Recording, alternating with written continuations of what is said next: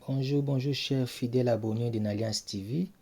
Donc cette émission, ça passe déjà, je pense qu'il y a déjà un peu longtemps, mais nous avons trouvé ça très, je vais dire, éducative. Donc pour vous le montrer, comme je disais, pour vous le montrer, donc comment chaque chef, que ce soit civil, militaire, politique, doit peut-être commencer à faire les choses.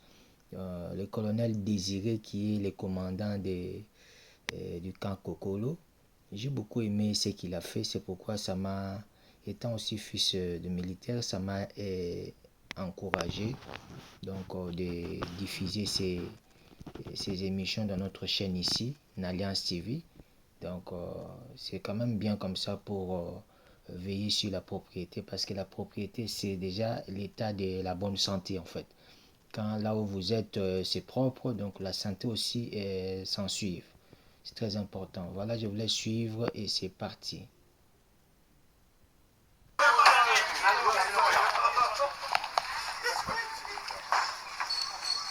Celui qui filme, il est un peu amateur, donc vous allez le comprendre. Donc il est en train de filmer un marchand aussi, donc c'est normal. Donc vous allez nous excuser pour les images qui bougent tout le temps. Ici c'est dans le camping de temps. Donc ils veillent même sur ceux qui doivent manger. J'avais donné l'ordre que vous préparez aussi les légumes, hormis la viande. Vous avez dit que vous le fassiez 3 fois par semaine. Donc tous les légumes, donc avec la viande, c'est pour la santé. Je vous avais donné l'argent par le biais de vos chefs. Est-ce qu'ils vous donnent du lait que vous avez demandé? Oui, mon camarade. Très bien, donc faites un bon travail à vos ordres.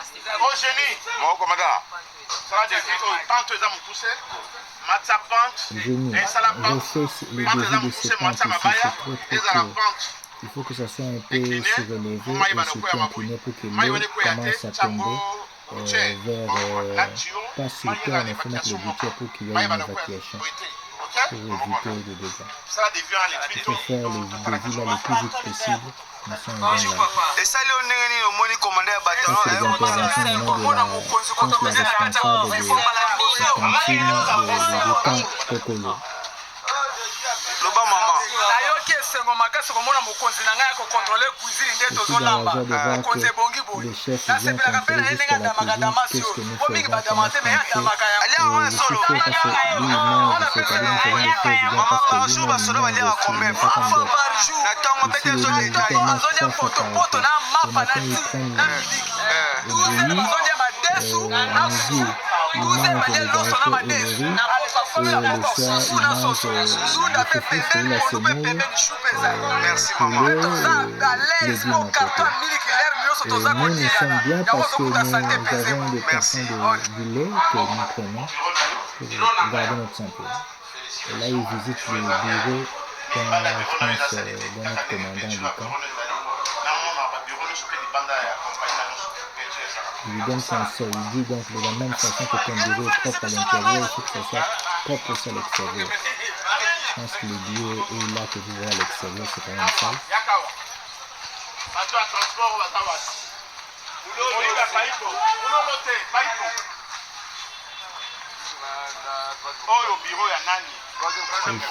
Je souhaite vraiment que tous les camps militaires qu'il y a, que le commandant qui gère le camp puisse faire le travail comme a fait le colonel. Comme fait le colonel Désiré. Il demande les véhicules endommagés qui sont là, donc qui prennent et qui font l'objet de la poubelle sale comme ça. Ils donnent l'ordre à partir de lundi. Je ne veux plus voir ces véhicules détruits. Il faut tout débarrasser ici et laver et nettoyer la poubelle que je vois là. Directement, immédiatement. Envoyer ces véhicules au niveau du parquet. Si c'est pour le problème qu'on a mené ça ici, d'après ce parquet, c'est pas ici. Vraiment, je ne veux plus voir les bouteilles cassées comme ça, sales ici.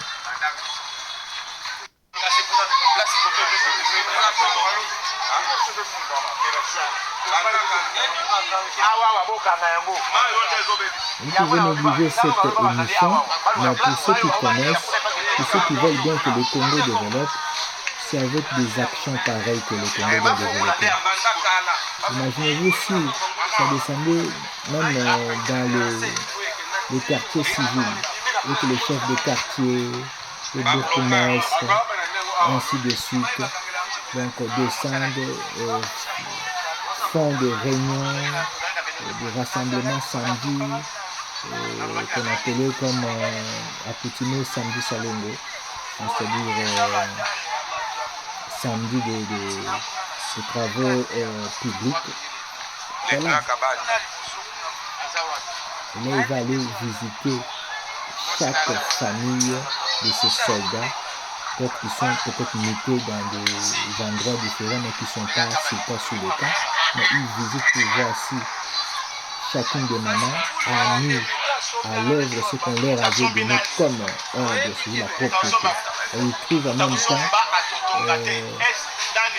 les gens qui vendent, parce que les camps, si vous voulez, ce ne sont pas vraiment des propriétaires, hein. Ce ne sont pas vraiment, donc ce sont des trucs que l'État donne, vous pouvez construire, et vous pouvez y habiter, mais la parcelle en question n'est pas à vous en fait. C'est pourquoi ils ont des petits trucs qu'on leur donne à acheter des espaces comme ça. Mais ce n'est pas eux, ça reste pour le camp, c'est-à-dire c'est pour les militaires, c'est pour l'État congolais, je dis, pour l'armée. Là, il y en a ceux qui se permettent avant de même d'être partis, s'ils avaient une grande partie, ils vont, faisant comme si c'était à lui, c'est comme s'il devenait propriétaire. Et ça, c'est pas ça.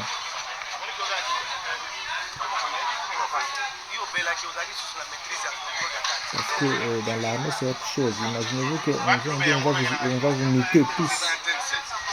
Toute une famille comme on dit qui faisait. Vous partez, hein. Et un jour, on remplace quelqu'un d'autre là. Que tu ne mettras pas quelqu'un, oh, ma famille, tout ça, non.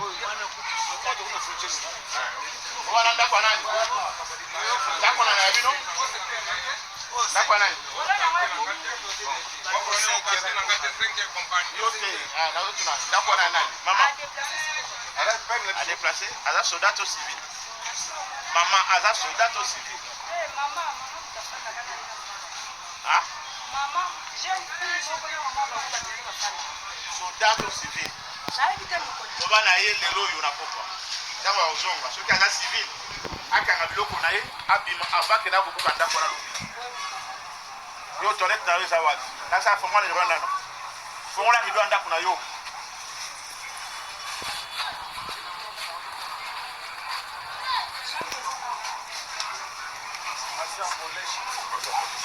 Bongo awa ndako na nini?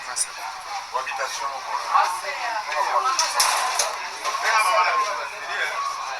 ya mugina libanda ya kakuna kati.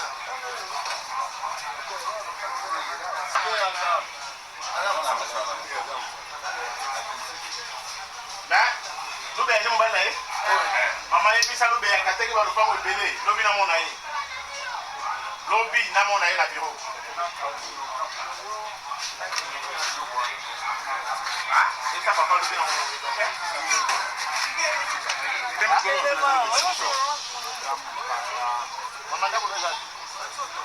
Wana mwasa soda biso kipala. Kipala, mwasa kipala.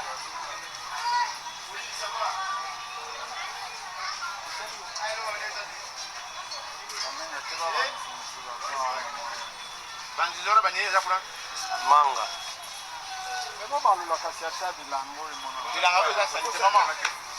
Bilanga o nyonso esa ko na ngonyo so bandela bilanga o. Soki teke ko za su bilanga. Ha? Na kutango bilanga e bota ndunda kitoko. Ha? Na kutango boy ko za su bilanga te. Nyonso awa. Salongo na bilo lobi na mona bilanga o ezonga bilanga ko bilanga na. Okay? O ipembe.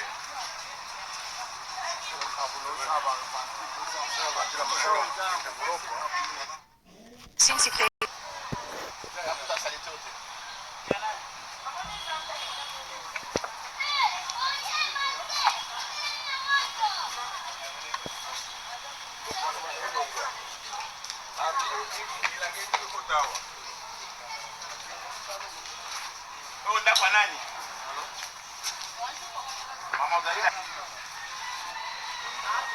Ngora kidona yo. Ouvre la porte ma fille. bachenande Ah, eloko eza na chinois na Yo mosala nini? Ah?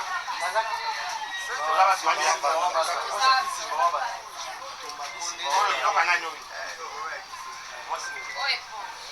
Te. bakiti Nakuta yango lobi te kutumba ngo moto. Wapi ekolo yango ya kalo? Ye moto mama alobi akotola.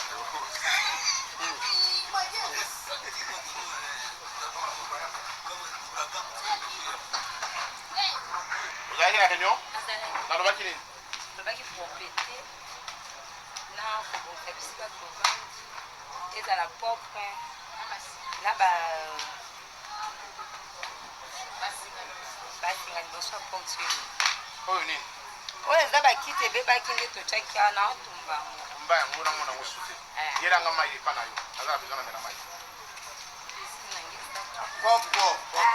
Azala besoin verre na yo na mela mai.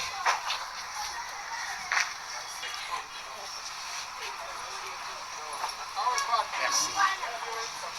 Merci. Namona biloko oyo te. Yango nde opesa maladi. Banyama ntango bazobima awa bana bakozwa maladi. De deux. Puis perdi oyo.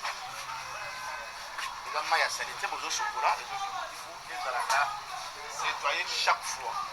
Hein? Donc cela veut dire quoi? Bobimisaka yango salité. Salité soki eza te mai kosi filtre. Soki salité ekangami bongo mai moye kuta ezali. Yokani bakosala ngo na yo. Esalama bilanga ya propre. Église eza place oyo ya propriété. Église oyo ezala salité te. Nzenga église oyo reflété solo ya kitoko.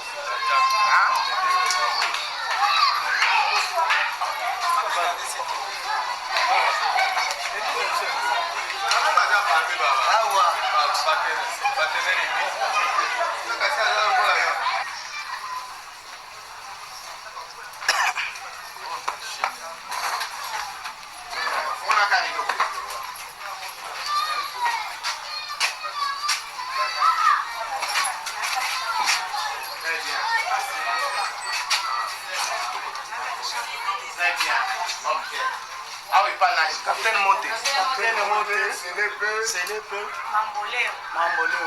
Très bien, félicitations. Félicitations. Vous êtes vraiment à féliciter. Ndako na bino ezali propre. Vous à la propre et voyez, on a qui ça et vous avez été fier. OK? Félicitations. Le randa wapi? Awa.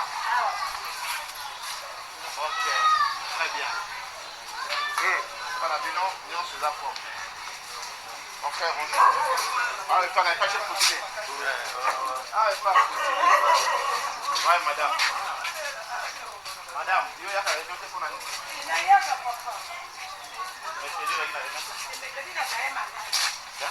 Vous voyez qu'il est non pour vous.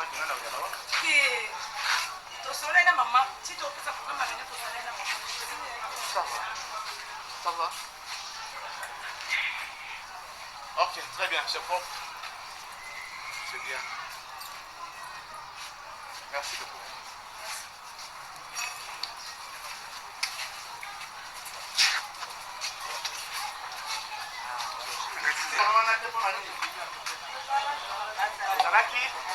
Nalaki bino nini?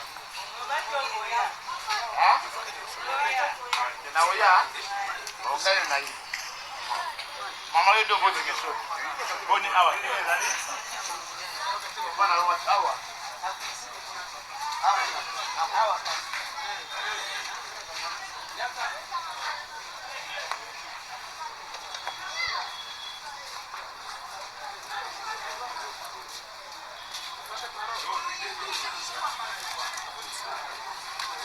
Mama, yo tango zokolisa biso baki na biso matela bamonaka yango te ife bomba tala bamatela batandi yango masuba wana batya yango na nsima kuna place toilette ezali na batya na nsima koto ya église mama bamatele mwana ye te singa yo ndo olakisaki biso ke singa batyaka liboso ya ndako te singa batyaka liboso ya ndako te singa elongo awa yo nde elakisa biso ndenge oyo okolisi biso mama Zouana, au sala bilanga ya propre et refléter solo ya bien. Et la salité. Église, c'est quoi qu'on a place à salité. Église, on a de la Nzambe, Nzamba est propre. Alors, nous avons dit que l'église, la Simawana, pour ça la salon au Makas, pour ça la bilanga sika. Ok? Merci. Coco.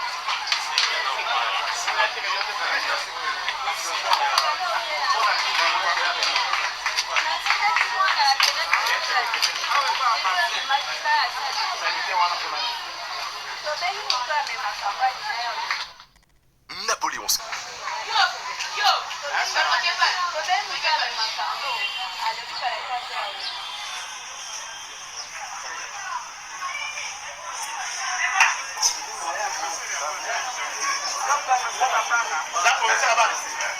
Alors ici, il trouve un monsieur dans la maison d'un militaire. Donc la femme qu'on interrogeait tout à l'heure, c'était une femme d'un militaire. Son mari est au service et pendant que le commandant du camp avec son équipe descend pour faire le contrôle, il trouve ce gars. Il lui demande mais qu'est-ce que toi tu fais ici, toi t'es un homme, tu fais quoi dans la maison d'un militaire et sa femme? Oui, je suis un citoyen qui donne le cours, je donne le cours il commence à tâtonner le nom de cours qu'il donne quoi. Ça lui donne le cours. Alors lui il insiste, il dit mais non c'est pas normal. Je ne peux pas tolérer ça et que pendant que les militaires sont au service et toi tu viens pendant que... Alors il demande à quelqu'un, il dit SM, il faut bien suivre cette situation, j'aime pas ça. J'aime pas ça. Parce que les femmes sont... voilà, il dit à la femme attention, je n'ai pas confiance à ce garçon. Non, pas encore. Voilà. Encore.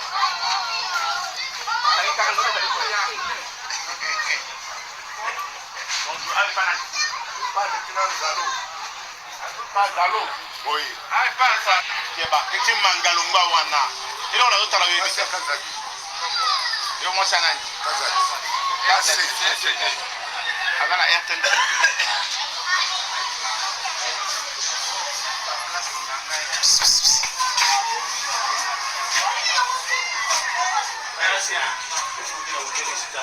Ça papa, félicitations à moi. Ok? Maman, ma belle au maï boité, et vous pouvez s'abandonner.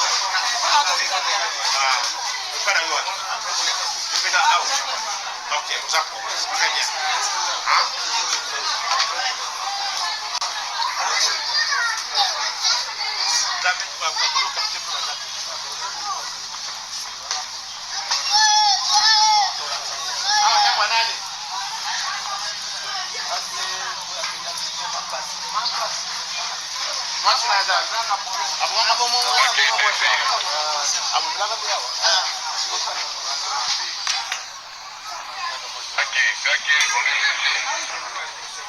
Ouvre-moi la porte, ma chérie.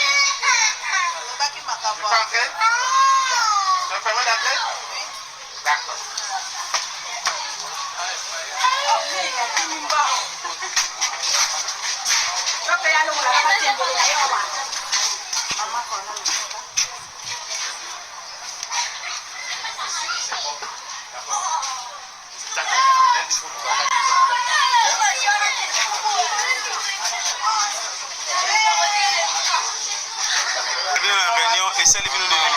mpona nga nasepelaki mingi mpo ezali kotia propriété esika na vandi soki tosalisa longo mpe biso mpe tokozala na nzela kitoko ndenge mai ezotonda kuna na likolo mopaya akoki koya mwaya kota komela biso awo eza te salite kuna na biso toke baloba kaka na baninga motu na motu akadre mai ya lubangu na ye eleka na balabala te nde loko kaka nga nazosepela yango wana mpo bopeto eleki nyonso esika tovanda esengeli ezala bopeto eza mpe fierité na biso ka na biso ezala bopeto mpona visite colonel na mokolo lelo esali ndenge aloba mna koleka nga nasepeli makasi mpo bana na vandi awa namona komanda liboso ya kolekela nga na porte akota na salon namoni kaka mpona nga nasepeli mpo kopesa motu nyonso courage ya kobongisa ndako ya kovanda na kati ya propriété ezala mpe mbala liboso te donc avisitaka biso souvent kaka ndenge wana merci mama bateki to bangi batonga ndako kimambango atako nguluma yaka koyebisa ngai emeka oyo akomeka kotonga awa bobuka yango ezala buto ezala moi babandi na brik buka batie banzete buka oyoki nga awa etikali moko mpona bana basakana ezala tuluko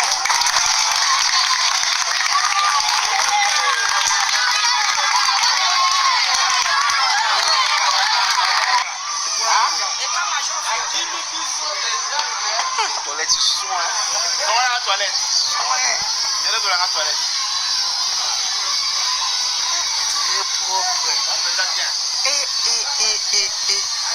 Écoute à la toilette, ça va commander compagnie. Maïebi Malikolo. Très bien. C'est très sérieux, mais il faut finir. Oh banda lote, aïe na kankokolo bota la toilette. Kankokolo. Soin. Bonjour papa. Pona assainissement ya colonel asali bino surprise ya osa tourner alobaki na réunion ba mama isali onenge na mukolo lelo. Bon, na sepeli pe lisusu na pesi papa Mumiesa merci po malobalobaki akokisi aleki kwata la propriété nini biso basi ba soda toza nango. Premièrement, miroir ya kankokolo ebandi na biso na baton pem. Donc il faut biso tozala d'exemplaire. Yango na sepeli na visite ya papa na pesi merci mingi. Maman ndenge tomoni toilette na yo, pourquoi pas te kopesa baninga na conseil ba toilette nyonso ekoma kitoko ndeti ya yo? Bon, papa mutu na mutu aza na propriété oyo awuta nango epa na bango. Ngai na wuta na nga ndenge mama na ngai ateyaki nga pe alakisaki na yango na memi yango na libala. Merci maman. Merci papa.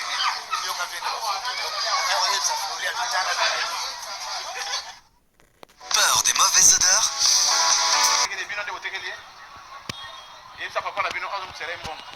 Au génie. S5. Suspension des travaux. Allez, bah, bricognon, surtout la porte et qui est la bataillon. Stop. Allez, c'est les. Suspension des travaux. Maman, et ça, papa, la bino, pas question au teka awa, ma belle a été. À ça, l'autorisation au teka awa te. Ah oui, tu as l'ingé wana. Ah? Mouton ton mandat. Et ça, papa, n'ingé wana. Ok? Mouton, ce qu'il y a bon, le cabot, convoqué pour venir. Comment on a? Suspension des travaux.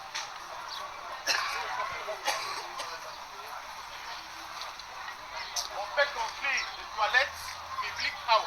Votre avant, on commence à la toilette publique. Mais c'est suspension des travaux.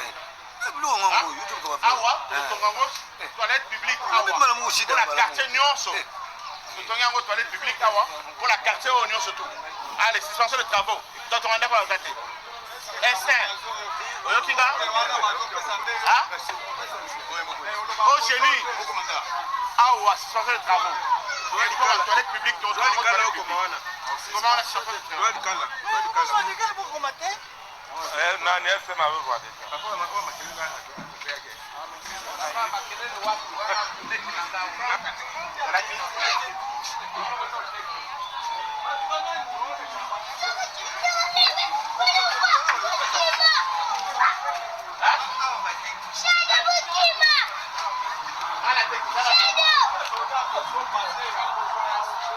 Opesa nani? Oyebisa mutu wana atonga te. Oh génie. Place oyo etikala vide eloko oyo ekolongwa kuna epusani koto. Parce qu'il faut 15 mètres construction ya mire na bazapu na bino wana. 15 mètres. 15 mètres. Maman, yebisa mobali na yo soki atekaki azobisala moto wana mbo. Moto wana nani? Moto yango nani? Benga ye. Kwa atonga te. Bino lobi bakutya nzete awa. Katonga awa te. Eloko oyo ndako oyo elongwa kuna eyande awa. Donc 15 mètres de la venue ya mire.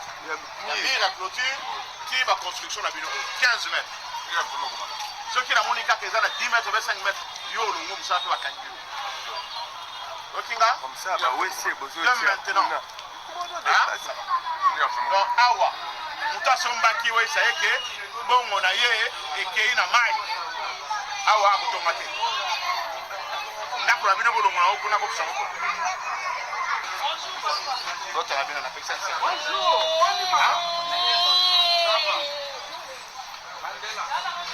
ay panani Mandela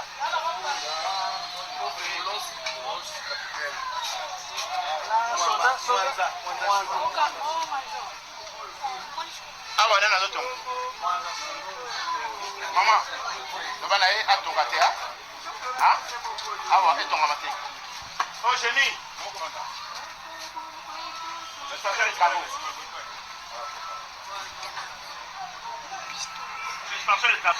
nalobi boye taotonga awa nani